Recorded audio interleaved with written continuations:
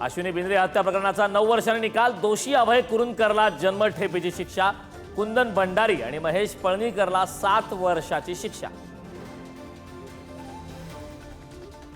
उपमुख्यमंत्री एकनाथ शिंदे सलग 5 दिवस दरे गावात ठाण मांडून शिंदे पुन्हा नाराज। राजकीय वर्तुळात चर्चांना उधाण। शिंदेंचा आजचा सोलापूर दौरा सुद्धा रद्द।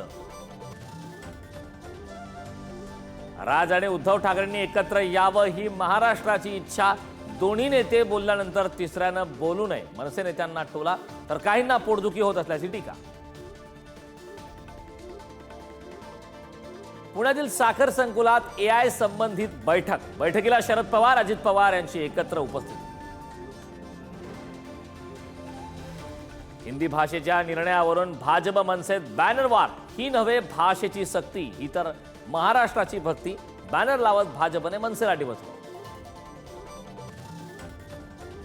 राज्यात हिंदीची सक्ती नाहीच तर इतर भाषेचा पर्याय घेता येणार, मुख्यमंत्री देवेंद्र फडणवीसांचं स्पष्टीकरण।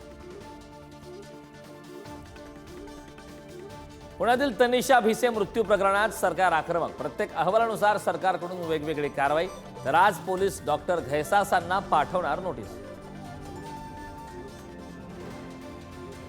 बुलढाण्यातील केस आणि नख गळतीची केंद्र आणि राज्य सरकारकडून दखल। उच्चस्तरीय अधिकाऱ्यांचं पथक तत्काळ पाहणी दौरा करून अहवाल सादर करणार।